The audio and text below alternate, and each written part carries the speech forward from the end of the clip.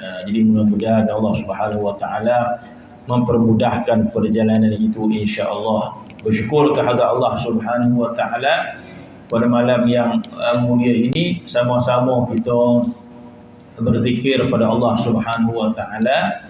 Tidaklah yang kita lakukan ini kecuali kita menyahut sekali kita mengamalkan apa yang diperintahkan oleh Allah Subhanahu wa taala dalam Al-Quran. Terlalu banyak ayat dalam Al-Quran yang memerintahkan kita berzikir kepada Allah Subhanahu wa taala. Di antara ayat yang Allah taala perintahkan uzkurullaha dzikran katsira.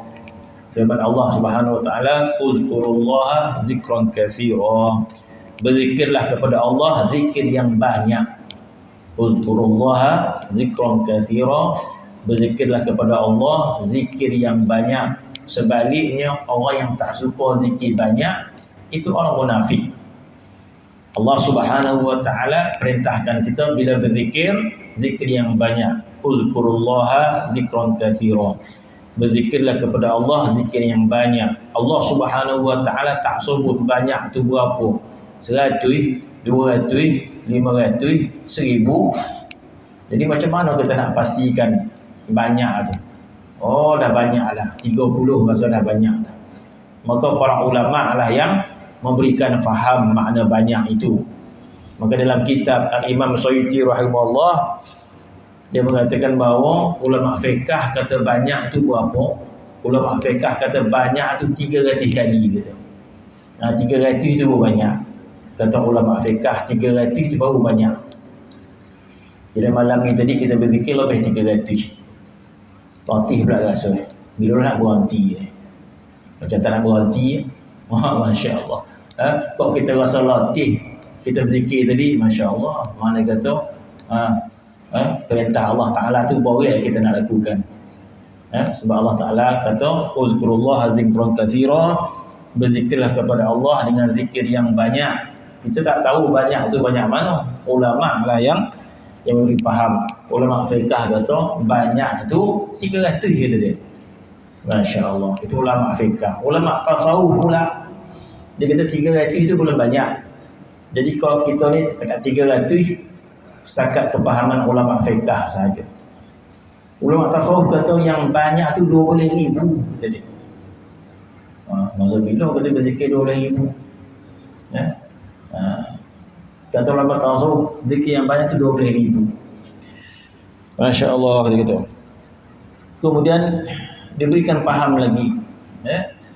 Yang dikatakan mereka itu 12,000 bukanlah bilangan zikir itu katanya.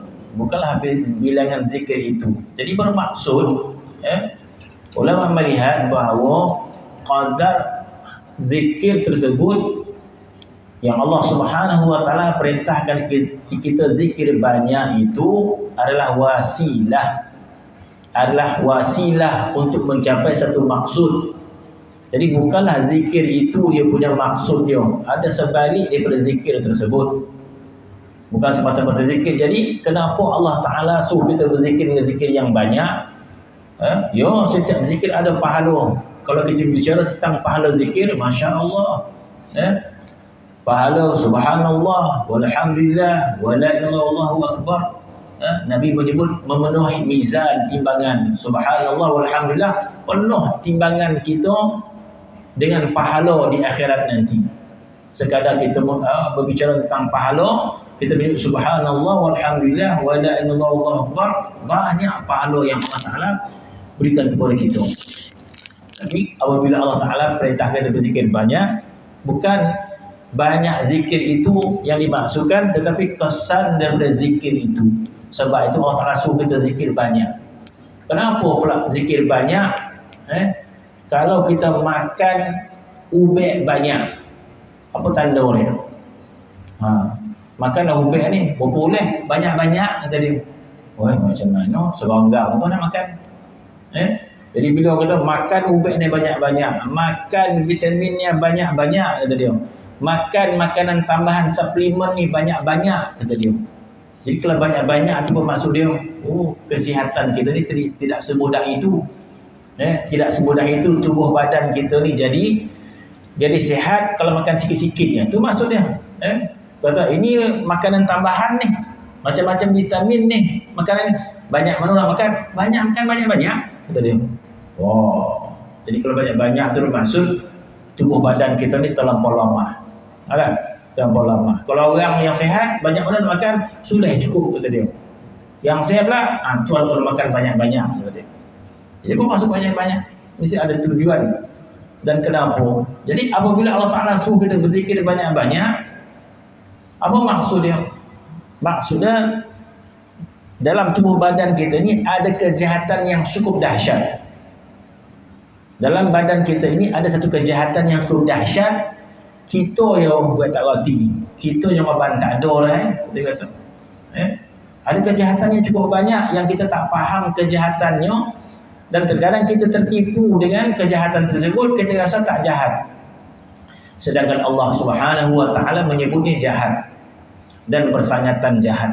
Sesuatu yang ada tubuh badan kita ini, Allah Ta'ala yang sebut innan nafsa la ammaratun bisu. Innan nafsa la ammaratun bisu. Sesungguhnya, kalau orang belajar bahasa Arab, ayat ni dua kali sesungguh. Inna sesungguh, lam taukid sesungguh. Innan nafsa, sesungguhnya hawa nafsu itu, la amma, lam ni lam penguat lagi, dua kali sesungguh. Sesungguhnya hawa nafsu, sesungguhnya mengajak tuan dia buat jahat. La ammaratun bisu, bersangatan mengajak tuan dia buat jahat. La ammaratun bisu, bersangatan mengajak buat jahat. Kita sangka buat jahat, curi kertas kerapnya. Dia tak curi dah, sekarang dah okey dah. Kita kata jahat ni boleh nombor ekor ya. Tak ada dah guanti dah. Habis sekarang dah dulu musajid dah jadi AJK musajid dah. Dah tu dah baik dah. Betul. Kita sangka macam itu saja. Kita dah baca Quran dah, rasa dah baik dah. Dah banyak puasa rasa baik dah. Habis tu tak payahlah nak berzikir dah. Habis nak meropong lah. Allah Ta'ala kata zikir banyak. Zikir banyak menggambarkan nafsu itu sangat licik dan sangat jahat, menipu kita. Cukuplah kejahatan nafsu kita ini dikatakan jahat, kita tidak memandang kepada Allah. Cukuplah nafsu ini jahat, kita kata tidak memberikan perhatian kepada Allah Subhanahu wa Ta'ala. Cukuplah hati kita ini jahat bila hati kita ini pandang ke lain, pandang ke harta, pandang ke dunia. Jahat tak? Kita orang tak jahat. Kita orang tak jahat. Tak khusyuk sembahyang. Biasalah tu kata-kata. Hati kita terpaut kepada harta, kepada dunia, ataupun hati kita cenderung kepada yang lain daripada Allah. Kita orang jahat tak? Tak apalah jahat pula. Biasalah tu. Tapi cuba laki cari perempuan lain. Macam pandang perempuan lain. Jahat tak? Oi, jahat lelaki dan dipandang perempuan lain. Cuba isteri dengan suami berjalan, laki yang pandang perempuan lain. Jahat tak? Disiku pun laki jagalah mata tu dia kata. Jahat tak? Jahat. Bagi seorang isteri, kalau suami terpikat kepada yang lain, memandang yang lain, bagi isteri ni jahat ni laki ni. Allah pandang bukan luar pun. Mana boleh. Walaupun suami tadi bagi makan cukup, bagi duit cukup, bagi omeh cukup, tapi kalau suami memberikan perhatian ke perempuan lain, marah tak ada? Marah, jahat lagi ni. Kita memberikan perhatian yang lain kepada Allah, kita memang tak jahat. Tak tahu kita jahat. Jahat. Allah Subhanahu wa Ta'ala melihatnya jahat. Sebab apa? Sebab kita memilih untuk memandang kepada yang lain daripada Allah Subhanahu. Kita yang memang tak jahat. Sebab itu bila suruh berzikir, zikir banyak-banyak kata Allah Ta'ala. Fuzkurullah zikrun katsira. Banyak-banyak. Ulama fiqh kita ganti, ulama tafsir kata 12,000. Ulama tafsir kata bukan maksud 12,000 bilangan yang banyak itu. Berzikir yang banyak kata ulama tasawuf, sehingga bila lidah kita berhenti berzikir, hati tak berhenti berzikir. Masya Allah. Sampai tahu bila kita berzikir kepada Allah Subhanahu wa Ta'ala, bila lidah tak berzikir, hati tetap ingat pada Allah Subhanahu wa Ta'ala. Jadi bila hati ini ingat Allah Ta'ala, baru dia baik. Bila hati ni berpaling pada Allah, nama dia jahat. Macam tu bona pula. Macam tu lah. Kenapa bila berpaling daripada Allah jahat? Kalau kita tak terima, pokok dia kita lah. Allah Ta'ala dah sebut macam tu. Terpulang kita nak terima atau tidak. Allah Subhanahu Wa Ta'ala berfirman dalam Al-Quran, menggambarkan ingat pada Allah baik, tak ingat pada Allah Ta'ala jahat. Kita nak gambar lain, terpulang ke gitu. Allah Subhanahu Wa Ta'ala berfirman dalam Al-Quran, ayat Quran. Kita nak terima tak terima, pokok dia gitu. Pokok dia kita. Sepatutnya kita terima, kita akur apa yang Allah Ta'ala sebut, dan kita kata kita jahat. Ya, kita jahat. Sebab kita selalu berpaling kepada Allah Ta'ala. Suami itu jahat. Kalau dia mandang wanita lain, jahat suami itu. Payah nak tundukkan pandangan dia. Jahat, suami tak baik lah. Suami yang tak baik lah. Suami yang baik macam mana? Keluar tinggal ke rumah, nak balik copek lah. Rindu boleh ke rumah. So, wah dah ni. Begitu juga kepada Allah Subhanahu Wa Ta'ala. Dalam Al-Quran ada ayat yang Allah Ta'ala mengatakan, wa man ya'shu an dzikrir rahman. Ayat ni maksud apa? Firman Allah, wa man ya'shu an dzikrir rahman. Wa man ya'shu an bermaksud barang siapa berpaling hati dia daripada mengingati Allah yang bersifat dengan Rahman. Wa man ya'shu an dzikrir rahman. Surah apa, ayat apa saya tak ingat. Saya sendiri tengok. Wa man ya'shu an dzikrir rahman, barang siapa berpaling hatinya mengingati Allah yang bersifat dengan Rahman. Berpaling, apa maksud berpaling dengan Allah? Lupa Allah. Apa jadi dia? Nuqayyid lahu syaitanan, aku akan hantar dia syaitan. Nuqayyid lahu syaitanan fahuwa lahu qarin, aku hantar dia syaitan, berkawanlah dengan syaitan. Siapa sebut? Allah yang sebut sebegitu. Macam tu mana pula? Bermaksud itu neraca timbangan Allah. Kita nak terima tak terima, pokok dia kita lah. Siapa kita? Siapa Allah Subhanahu Wa Ta'ala nak pertikaikan apa yang Tuhan sebut. Barang siapa lupa mengingati aku, ambil syaitan. Berkawan. Bermaksud kita tak ada pilihan sama ada kita ingin mengingati Allah atau syaitan datang kepada kita. Bila syaitan datang, maksud dia apa? Jahat. Kita menginginkan kejahatan.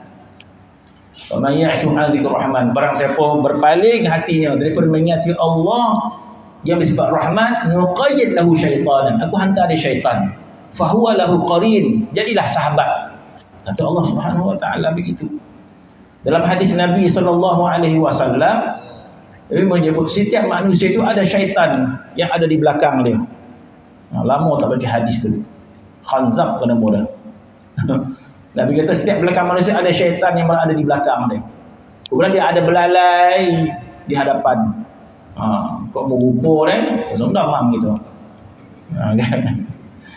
Setiap manusia ada syaitan berada di belakang dia, dan ada belalai yang panjang, dan belalai itu sentiasa nak masuk dalam hati dia. Dia kata, apabila orang tu mengingati Allah Subhanahu Wa Ta'ala, maka belalai dia tak masuk.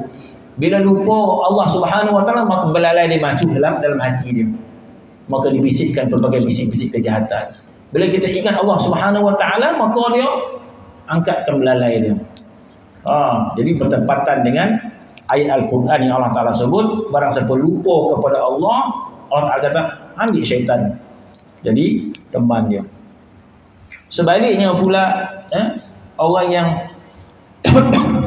tak suka berzikir kepada Allah Subhanahu Wa Ta'ala, ya kita kata berzikir hukum dia sunat. Zikir hukum dia sunat. Berzikir hukum dia sunat. Tetapi ulama dia letak kaedah sesuatu yang sunat, tetapi bila jadi syarat untuk mendapat yang wajib, betulkah jadi wajib. Faham tak tentang kaedah tu? Contoh dia wudu. Apa hukum wudu? Berwudu apa hukum dia? Sunat atau wajib? Berwudu apa hukum dia? Sunat. Berwudu ni sunat. Kalau berwudu wajib, haram lah kita tak ada wudu. Kita berjalan ke mana-mana tak ada wudu. Apa hukumnya kita berjalan ke mana-mana tak ada wudu? Tak ada apa-apa. Sebab wudu hukum dia sunat. Kalau kita ambil wudu ketika berjalan pergi kedai di pasar berwudu, silakan. Tetapi kebanyakan kita tak berwudu kita. Pergi pasar tak ada ambil wudu kita berjalan tak ada wudu. Jadi maksud wudu itu sunat, kita berwudu. Tak wajib. Tetapi bila jadi syarat, wudu itu syarat nak salat mesti berwudu. Maka wudu yang sunat itu bertukar jadi wajib. Wajib berwudu. Bila nak salat, wajib berwudu. Sebab takkan sah salat kecuali dengan wudu. Wudu bertukar jadi wajib. Baca Quran hukum dia apa? Sunat. Tak wajib baca Quran, sunat. Tetapi bila tak baca Fatihah dalam salat, tak sah salat kita. Kalau tak baca Fatihah, tak sah salat kita. Maka baca Fatihah itu jadi wajib dalam sembahyang kita. Begitu juga berzikir. Zikir hukumnya sunat, ya. Sebab Allah berzikir sunat, tak berzikir pun tak apa, ya. Tetapi kalau kita tidak boleh sempurna hati kita kecuali dengan zikir. Tidak akan hilang sifat mazmumah dalam hati kita kecuali dengan berzikir. Tidak boleh hilang rasa tamak kita pada dunia kecuali dengan berzikir. Asal zikir sunat. Tak berzikir tak ada apa-apa. Berzikir dapat pahala. Tetapi bila nak menghilangkan sifat mazmumah, apa hukum dia? Apa hukum sifat mazmumah ada dekat hati kita? Haram hukum dia. Apa hukum sifat hasad ada dalam hati kita? Haram. Sebab itu kita membuat benda haram hulu kini sebenarnya. Kita sangka kita jaga makan ni kan, tak ada benda haram. Sedang benda haram ada dalam hati kita sepanjang masa. Tamak dalam hati kita, hasad, membenci. Apa lagi yang ada hati kita? Apa hukum sifat ni? Haram hukum dia. Jadi kita tak sadar kita buat benda haram sepanjang masa. Kita sangka benda haram yang kita kunyah-kunyah ya. Benda ni halal tidak, kita jaga makan ya. Tetapi benda yang haram dalam hati kita tak perasan, kita bawa aku pilih benda yang haram. Hasad, dengki, benci, apa lagi? Takabur, tamak dalam hati ni yang kita tak sadar, kita bawa pilih benda yang haram. Apa hukum kita membaiki hati kita yang mazmumah tadi? Wajib hukumnya. Mana sunat pula? Apa hukum kita membaiki sifat takabur? Wajib. Apa hukum kita membaiki sifat hasad, benci pada orang? Wajib hukum dia. Haram. Sifat itu haram. Untuk kita buat mati lagi dahsyat dia kata. Jadi malanglah orang bila meninggal dunia, banyak sifat-sifat haram yang ada dalam hati dia bawa dalam alam barzakh. Maka kata Imam Ghazali, inilah penyakit yang paling dahsyat sekali. Inilah penyakit yang paling dahsyat sekali manusia bawa ke alam barzakh. Lebih dahsyat daripada penyakit darah tinggi, kencing manis, gout, kolesterol, apa lagi? Tak ada pen yang boleh dah. Kita sangka yang ni yang parah ni. Parah lah kata-kata. Penyakit ni banyak, sodih lah kata-kata. Berapa sodih pula tuan? Entahlah orang tu mati, elok-elok demam-demam mati. Saya ni dah nak mati macam-macam lah penyakit kata-kata. Tapi tuan nak mati macam mana? Saya nak mati demam-demam je lah. Semua mati. Kita nak pilih mati ni yang senang-senang lah. Batuk-batuk tu mati. Ni tak nak macam-macam ni, darah tinggi, gout kan. Sorik mati. Sedangkan Imam Ghazali mengatakan penyakit sebegitu tak parah katanya. Kencing manis, darah tinggi, kolesterol, gout, ini tak parah. Sebab bila orang mati sihat.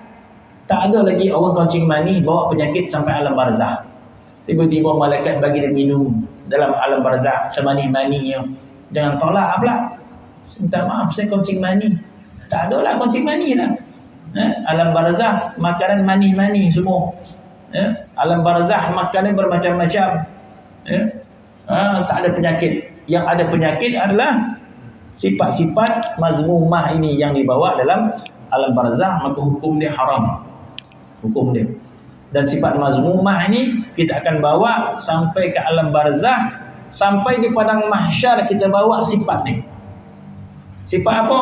Hasad, tamak, dengki, benci. Apa lagi kita kata yang ada dalam hati kita ni, sampai mana kita bawa? Sampai ke padang mahsyar. Sampai ke padang mahsyar kita bawa, dan diharamkan masuk syurga dengan sifat ini. Maka kalau Tuhan bersihkan hati kita dengan cara Allah Subhanahu wa taala, digobui kita dulu kan, nak bersihkan segala sifat-sifat mazmumah ni. Jadi terpulang kepada kita, sama ada kita yang susah payah nak bersihkan sifat mazmumah, atau Allah Subhanahu wa taala yang bersihkan kita dengan kafarah seksaan dan sebagainya. Allah Subhanahu wa taala berfirman dalam Al-Quran, innal munafiqina yukhadi'un Allah. Orang munafik itu mereka rasa mereka menipu Allah, wa huwa khadi'uhum, sedangkan Allah yang menipu mereka. Wa idza qamu ila salati qamu kusala. Orang munafik itu bila dia bangun sembahyang, bangun keadaan malas-malas. Yura'unan nas, dan mereka itu ingin menunjuk-nunjuk kepada manusia. Kemudian hujung dia, wala yazkurunallaha, tidaklah mereka berzikir kepada Allah illa qalila. Mana orang munafik ni dia berzikir juga, tapi dia tak boleh berzikir banyak-banyak. Latih dia, muak dia. Jadi kalau kita rasa muak berzikir, rasa dia macam lama pula berzikir, takut ada sifat ni nifak. Berburak tak ada lapan lama dah, pagi petang siang malam berburak 3 jam, dan balik dia baru ni berbau apa 3 jam dah berburak, macam-macam umpih dah. Tak ada rasa letih. Tetapi bila berzikir kita rasa letih, jadi kena bimbang, sebab takut ada sifat munafik dalam hati kita. Masya Allah, kita kata Allah Ta'ala yang sebut wala yadhkurunallaha illa qalila, mereka itu tidak berzikir kepada Allah Ta'ala kecuali sedikit. Kenapa sedikit? Sebab tak suka pada Allah Subhanahu wa taala. Hati kita tak suka pada Allah. Jadi satu penyakit yang parah. Sepatutnya kita munajat, kita mohon kepada Allah Subhanahu wa taala, ya Allah, baikilah hati aku ni ya Allah. Kenapa aku hati kejam bona nak menghadap kepada Engkau ya Allah, tak suka untuk mengingati Allah Subhanahu wa taala. Jadi munajat kepada Allah Subhanahu wa taala. Tidaklah kita jauh kepada Allah, tidaklah kita tak suka berzikir, bermaksud kita tak suka, hati kita tak ramah pada Allah Subhanahu wa taala. Menghadap Allah tak ramah, berzikir tak ramah, bermaksud hati kita tidak suka untuk menyebut nama Allah Subhanahu wa taala. Sehinggalah Allah Subhanahu wa taala membaiki hati kita, diberikan hidayat kepada kita. Maka ketika mereka berzikir itu mendatangkan ketenangan pada kita, kerehatan pada kita, mendapat ketenangan, sehingga Allah Subhanahu wa taala berikan ketenangan itu yang tidak dapat di mana-mana. Masya Allah, kita pernah dapat tenang ketika minum teh, kita pernah dapat tenang ketika tengok TV, kita pernah rasa tenang bila kita berjalan. Tetapi Masya Allah, kita tak pernah rasa tenang ketika berzikir. Rimeh pula berzikir kat pondok ni, berjalan dah pula. Bukan tadi berjalan dah. Tetapi kalau boleh di luar itu kita lebih rasa seronok berbanding kita kepada menyebut nama Allah. Ini ada satu benda yang tak betul kepada kita. Ada satu benda tak betul kepada kita. Bermaksud kalau kita suka kepada makhluk Allah ni macam-macam. Duit, harta, macam-macam makhluk Allah. Kepada makhluk Allah kita suka, tetapi bila kita direct hubungan dengan Allah, kita tak suka. Ini ada satu benda yang tak betul hati kita. Hati kita tak betul. Kita bersama makhluk Allah Ta'ala kita suka.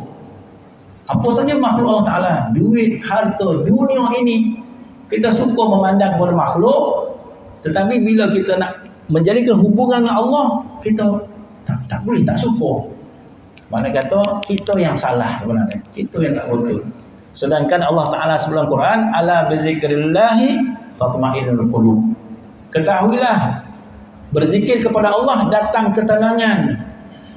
Bermaksud sehingga kita merasai ketenangan zikir. Bahkan lebih itu lagi, kita dapat rasa ketenangan zikir tidak dapat pada mana-mana yang lain.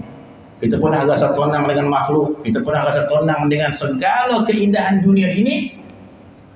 Akhirnya kita mengatakan, tidak ada ketenangan yang dapat kita rasa ketika mana kita berzikir. Bermaksud kita telah mentarbiah hati kita dengan bersungguh-sungguh. Kita terbiah hati, sebab itu terbiah tak boleh sampai lewo. Kita terbiah sungguh-sungguh sehingga kita dapat rasa ketenangan. Kita menyebut nama Allah, tidak kita dapat pada mana-mana yang lain ketika mana kita bersama dengan makhluk Allah Subhanahu wa taala. Ya. Insya-Allah. Sebab tu satu masa dulu saya buat tuan guru, masya-Allah. Saya buat tuan guru Malaysia ni, boleh awal-awal sampai kita excited lah nak bawa dia, nak bawa pergi, nak tunjuk Malaysia ni. Bila dia mula datang setahun 2 tahun, nak bawa berjalan. Majlis zikir pun ada. Kita nak tunjuk macam-macam, nak tunjuk Pulau Pinang, nak tunjuk Syekh ada topik yang lawa dekat Malaysia ni. Diam.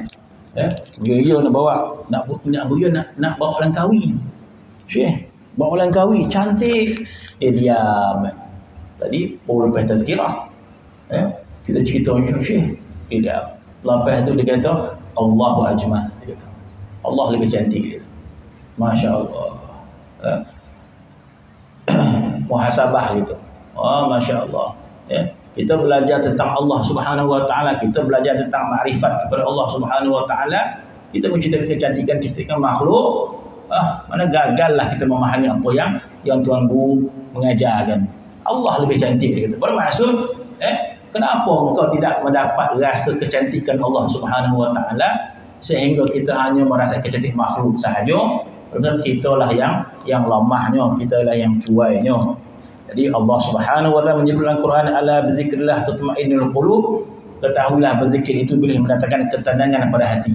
Nabi sallallahu alaihi wasallam menyebut ju'ilat qurratu aini fi solat. Dijadikan kebahagiaan aku dalam solat. Nabi sebut macam itu.